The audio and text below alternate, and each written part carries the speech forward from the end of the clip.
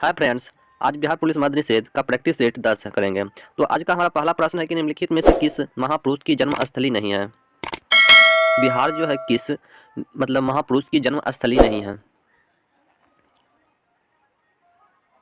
तो गौतम बुद्ध की नहीं है। किसका नहीं है? गौतम बुद्ध का नहीं है। तो गौतम बुद्ध का जन्म कहाँ हुआ है? तो नेपाल में हुआ है। कहाँ हुआ है? नेपाल में हुआ है। नेपाल में कहाँ हुआ है? तो लुम्बिनी में हुआ है। लुम्बिनी में हुआ है। कब हुआ है? तो 564 ईसा पूर्व हुआ है। ये भी याद रखिएगा। ठीक है, अगला प्रश्न है 2 नंबर। 2 नंबर में प्रश्न की अनुच्छेद 352 के अंतर्गत लागू आपात स्थिति के दौरान निम्नलिखित में से कौन से संवैधानिक उपबंध निलंबित रहा है। अनुच्छेद 352 के अंतर्गत लागू आपात स्थिति के दौरान निम्नलिखित में से कौन से संवैधानिक उपबंध निलंबित रहते हैं। तो मूल अधिकार जो है क्या रहता है? निलंबित रहता है। अगला प्रश्न है 3 नंबर। 3 नंबर में प्रश्न है कि किस भारतीय ने देश के बाहर सर्वप्रथम गणतंत्रात्मक सरकार की स्थापना की थी।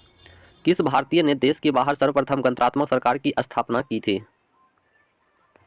तो राजा महेंद्र प्रताप सिंह ने किया था। कौन किया था? राजा महेंद्र प्रताप सिंह ने। तो 3 का सही आंसर हमारा ऑप्शन नंबर सी हो जाएगा। अगला प्रश्न है 4 नंबर की पाटलिपुत्र निम्नलिखित में से किन नदियों के संगम पर बसा है। पाटलिपुत्र निम्नलिखित में से किन नदियों के संगम पर जो है बसा है। तो पाटलिपुत्र जो है ये गंगा और सोन नदी के स्थल पर बसा है। कहाँ बसा हुआ है? गंगा और सोन नदी के पाटलिपुत्र जो है संगम पर बसा है। तो 4 का सही आंसर ऑप्शन नंबर सी हो जाएगा, गंगा और सोन नदी पर। अगला प्रश्न है 5 नंबर की किस भारतीय महिला को भारतीय स्वतंत्रता आंदोलन की माता कहा जाता है। किस भारतीय महिला को भारतीय स्वतंत्रता आंदोलन की माता कहा जाता है। किस भारतीय महिला को भारतीय स्वतंत्रता आंदोलन की माता कहा जाता है। तो मैडम भिकाजी कामा को कहा जाता है। किसको कहा जाता है? मैडम भिकाजी कामा को कहा जाता है। तो 5 का सही आंसर ऑप्शन नंबर ए हो जाएगा, मैडम भिकाजी कामा। अगला प्रश्न है 6 नंबर। 6 नंबर प्रश्न है कि जवाहर सुरंग जो है किस राज्य में स्थित है। जवाहर सुरंग किस राज्य में स्थित है। जवाहर सुरंग किस राज्य में स्थित है। तो जवाहर सुरंग जो है जम्मू कश्मीर राज्य में स्थित है। कहाँ स्थित है? तो जम्मू कश्मीर राज्य में स्थित है जवाहर सुरंग। तो इसलिए 6 का आंसर सही ऑप्शन डी हो जाएगा, जम्मू और कश्मीर में। अगला प्रश्न है 7 नंबर कि सुएज नौ परिवहन नहर भूमध्य सागर को डैश के साथ जोड़ता है। सुएज नहर जो है किसके किसके मध्य क्या जोड़ता है। तो भूमध्य सागर को डैश के साथ जोड़ता है। तो भूमध्य सागर को जो है लाल सागर के साथ जोड़ता है। किसके साथ जोड़ता है? तो भूमध्य सागर को जो है लाल सागर के साथ कौन जोड़ता है? तो सुएज नहर जोड़ता है। तो 7 का सही आंसर ऑप्शन नंबर डी हो जाएगा। अगला प्रश्न है 8 नंबर कि किस संविधान संशोधन ने मूल अधिकारों के ऊपर नीति निर्देशक सिद्धांत का आधिपत्य दिया। किस संविधान संशोधन ने मूल अधिकारों के ऊपर नीति निर्देशक सिद्धांत का आधिपत्य दिया। तो 8 का सही आंसर ऑप्शन नंबर ए हो जाएगा, 42वां संविधान संशोधन दिया है। कौन दिया है? तो 42वां दिया है। तो 8 का सही आंसर ऑप्शन नंबर ए हो जाएगा, 42वां। अगला प्रश्न है 9 नंबर कि भारत की जनसंख्या में ऋणात्मक वृद्धि दर किस दशक में दर्ज की गई थी। भारत की जनसंख्या में ऋणात्मक वृद्धि दर किस दशक में दर्ज की गई थी। तो किस दर्ज में किया गया है? तो ये किया गया है 1911 से 1921 में किया गया है। कब किया गया है? तो 1911 से 1921 में किया गया है। तो इसका सही आंसर ऑप्शन नंबर बी हो जाएगा। अगला प्रश्न है 10 नंबर। 10 नंबर में प्रश्न है कि निम्नलिखित में से कौन सा संसाधन है जो अजैव और नवीकरणीय है। निम्नलिखित में से कौन सा संसाधन अजैव और नवीकरणीय है। तो अजैव और नवकरणीय संसाधन जो है वो क्या है? तो वो जल है। क्या है? एक जल है। तो 10 का सही आंसर ऑप्शन नंबर सी हो जाएगा, जल। अगला प्रश्न है 11 नंबर की निम्नलिखित में से कौन सा नगर राष्ट्रीय राजधानी क्षेत्र में नहीं आता। निम्नलिखित में से कौन सा नगर राष्ट्रीय राजधानी क्षेत्र में नहीं आता है। तो ये मथुरा नहीं आता है। कौन नहीं आता है? मथुरा नहीं आता है। मथुरा कहाँ पड़ता है? तो यूपी में पड़ता है। अगला प्रश्न है 12 नंबर की भारत की किस नदी को वृद्ध गंगा कहा जाता है। भारत की किस नदी को जो है वृद्ध गंगा के नाम से जाना जाता है। भारत की किस नदी को वृद्ध गंगा कहा जाता है। तो ये कहा जाता है गोदावरी को कहा जाता है। किसको कहा जाता है? गोदावरी को कहा जाता है। तो भारत की वृद्ध गंगा के नाम से जो है गोदावरी नदी को जाना जाता है। तो 12 का सही आंसर ऑप्शन नंबर बी हो जाएगा, गोदावरी। अगला प्रश्न है 13 नंबर की तंजानिया की राजधानी कहाँ है। तंजानिया की राजधानी जो है कहाँ है। तंजानिया की राजधानी कहाँ है। तंजानिया की राजधानी कहाँ है? तो दार ए सलाम। क्या है? दार ए सलाम। कहाँ है? दार ए सलाम। तंजानिया की राजधानी कहाँ है? दार ए सलाम। तो 13 का सही आंसर ऑप्शन नंबर डी हो जाएगा, दार ए सलाम। अगला प्रश्न है 14 नंबर की, अंडमान द्वीप समूह और निकोबार द्वीप समूह निम्नलिखित में से किसके द्वारा मतलब एक दूसरे से अलग किया गया है? अंडमान द्वीप समूह और निकोबार द्वीप समूह निम्नलिखित में से किसके द्वारा एक दूसरे से अलग किया गया है? तो किसके द्वारा किया गया है? तो ये 10 डिग्री चैनल के द्वारा किया गया है। किसके द्वारा किया गया है? 10 डिग्री चैनल के द्वारा जो है इसको अंडमान और द्वीप और निकोबार द्वीप समूह को क्या किया गया है? अलग किया गया है। तो 10 डिग्री चैनल के द्वारा, तो ये भी याद रखिएगा। तो 14 का सही आंसर ऑप्शन नंबर ए हो जाएगा, 10 डिग्री चैनल। अगला प्रश्न है 15 नंबर। 15 नंबर प्रश्न क्या है कि पृथ्वी के वायुमंडल की कौन सी प्रेरित रेडियो तरंगों को वापस पृथ्वी के पृष्ठ पर परावर्तित करती है? पृथ्वी के वायुमंडल की कौन सी परत रेडियो तरंगों को वापस पृथ्वी के पृष्ठ पर परावर्तित करती है?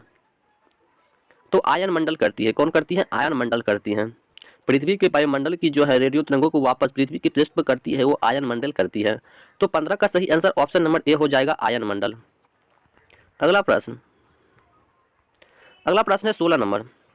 16 नंबर प्रश्न है कि भारतीय संविधान का अनुच्छेद 370 परिमुष्ट करता है। भारतीय संविधान का अनुच्छेद 370 जो है परिमुष्ट करता है। तो ये जम्मू कश्मीर राज्य के लिए विशेष स्थिति को करता है। जम्मू कश्मीर राज्य के लिए विशेष स्थिति को करता है। तो 16 का सही आंसर ऑप्शन नंबर सी हो जाएगा, जम्मू कश्मीर राज्य के लिए विशेष स्थिति को। अगला प्रश्न है 17 नंबर की, निम्नलिखित में से कौन सा युग्म सही नहीं है? निम्नलिखित में से कौन सा युग्म जो है सही नहीं है? तो अमीर खुसरो सरोद ये गलत है।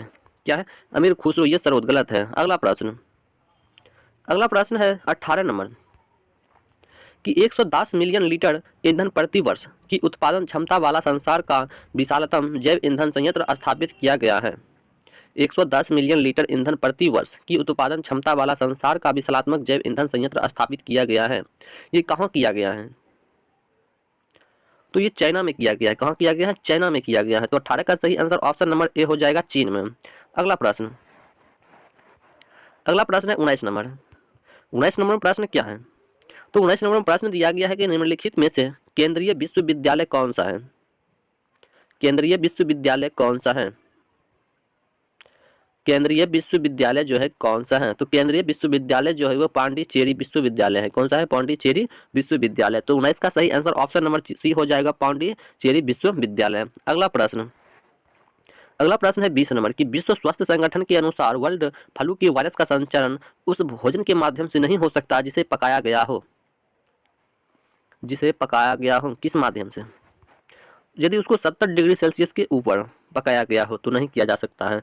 अगला प्रश्न है 21 नंबर की, अंतर्राष्ट्रीय तिथि रेखा कौन है? अंतर्राष्ट्रीय तिथि रेखा जो है कौन सा है? अंतर्राष्ट्रीय तिथि रेखा कौन सा है?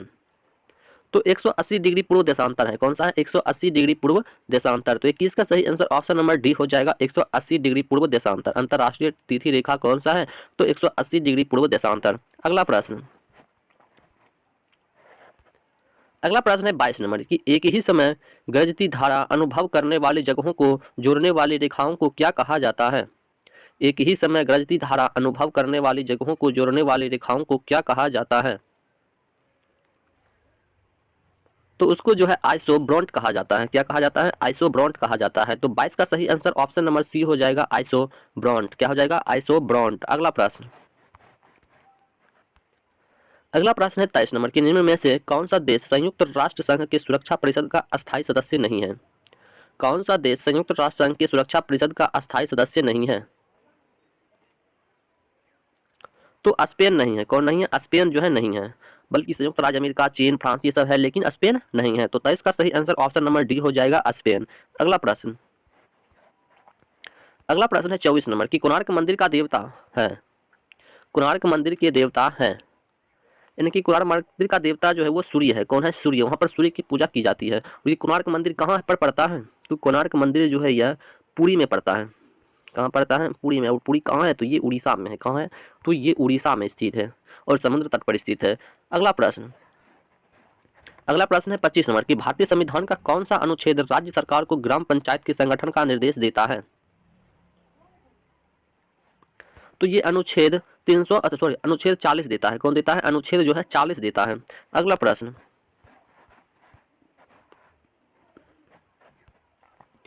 26 नंबर में प्रश्न है कि कौन सी ग्रैंड स्लैम टेनिस चैंपियनशिप घास के मैदान पर खेली जाती है?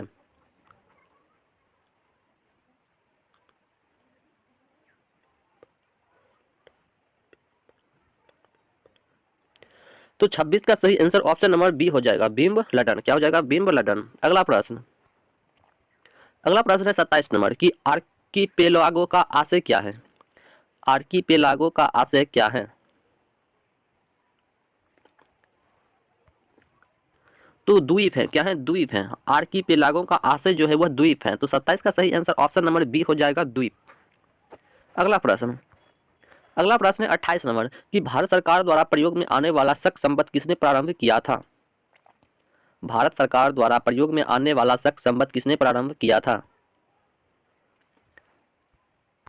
तो ये कनिष्क ने जो है प्रारंभ किया था। किसने किया था? कनिष्क ने किया था।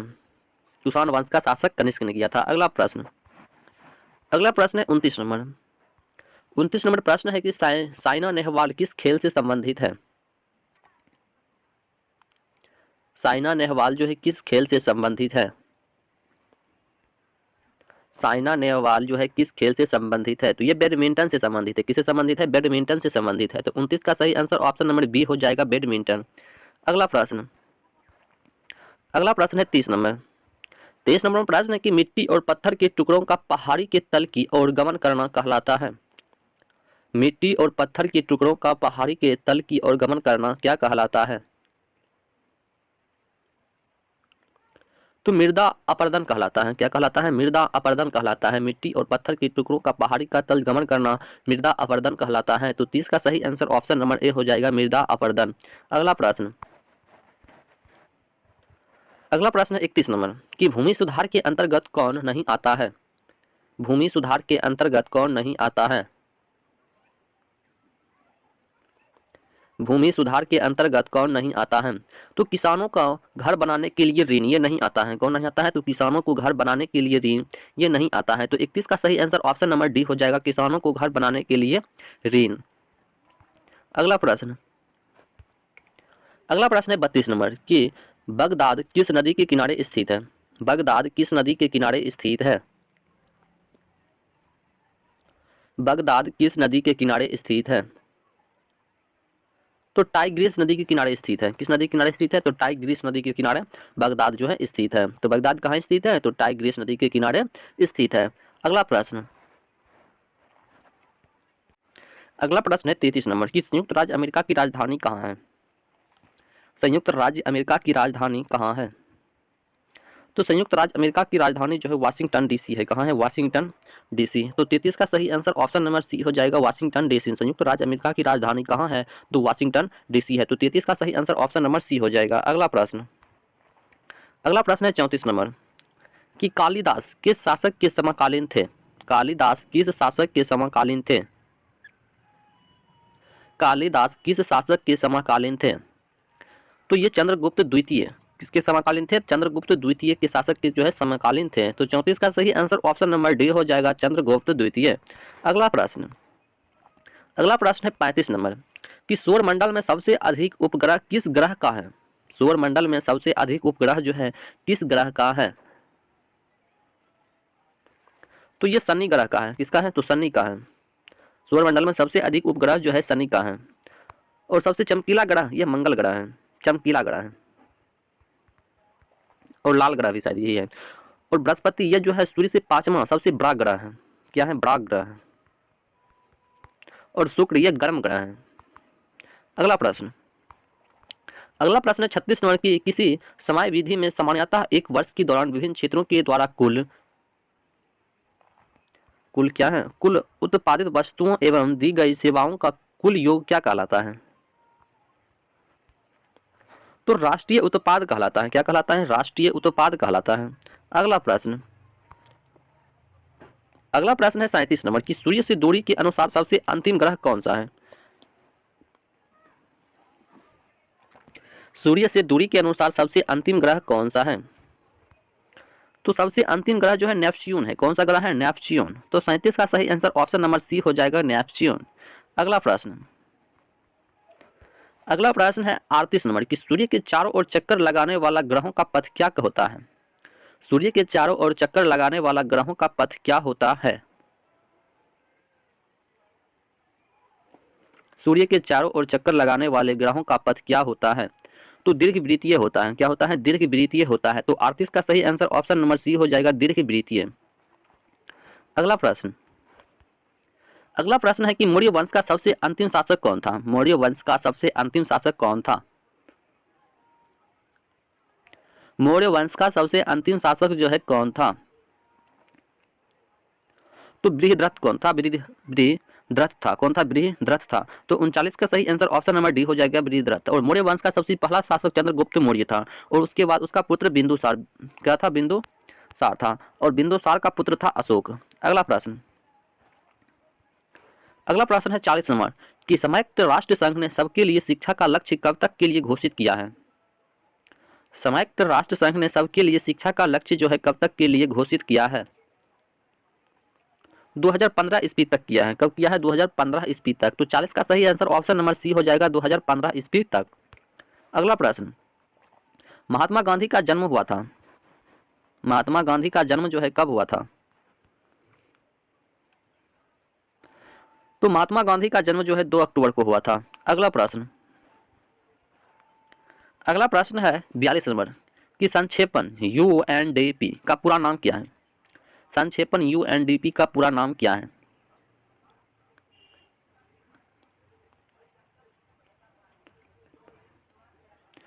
तो 42 का सही आंसर ऑप्शन नंबर ए हो जाएगा, यूनाइटेड नेशन डेवलपमेंट प्रोग्राम। क्या हो जाएगा? United Nation Development Program. तो 42 का सही आंसर ऑप्शन नंबर ए है। अगला प्रश्न है 43 नंबर कि कुतुब मीनार के पास स्थित लौह स्तंभ किस राजा ने बनवाया था? कुतुब मीनार के पास जो है स्थित है लौह स्तंभ किस राजा ने बनवाया था? तो इसे जो चंद्रगुप्त द्वितीय ने बनवाया था। कौन बनवाया था? चंद्रगुप्त द्वितीय ने बनवाया था। अगला प्रश्न है 44 नंबर कि गोबर गैस संयंत्र का आविष्कार किसने किया था? गोबर गैस संयंत्र का आविष्कार जो है किसने किया था? गोबर गैस संयंत्र का आविष्कार किसने किया था? तो सीवी देसाई ने किया था। किसने किया था? सीवी देसाई ने किया था। और गोबर गैस से कौन सा मतलब गैस प्राप्त होता है? तो वो मीथेन गैस प्राप्त होता है। कौन सा गैस? तो मीथेन गैस प्राप्त होता है। अगला प्रश्न है 45 नंबर जो कि आज का लास्ट प्रश्न है कि नर्मदा और ताप्ती नदियों द्वारा घिरा है। नर्मदा और ताप्ती नदियों द्वारा घिरा हुआ है। तो सतपुड़ा पर्वत घिरा हुआ है। कौन घिरा हुआ है? सतपुड़ा पर्वत जो है नर्मदा और ताप्ती नदियों द्वारा घिरा है। तो यदि वीडियो अच्छा लगा हो तो चैनल को लाइक एंड सब्सक्राइब कर लीजिए। और पिछले वीडियो को देखने के लिए वीडियो के डिस्क्रिप्शन में टेलीग्राम का लिंक दिया गया है, वहां से जुड़कर पिछले वीडियो को देख सकते हैं और इसका PDF भी वहीं से डाउनलोड कर सकते हैं। तो मिलते हैं अगले वीडियो में, तब तक के लिए जय हिंद, जय भारत।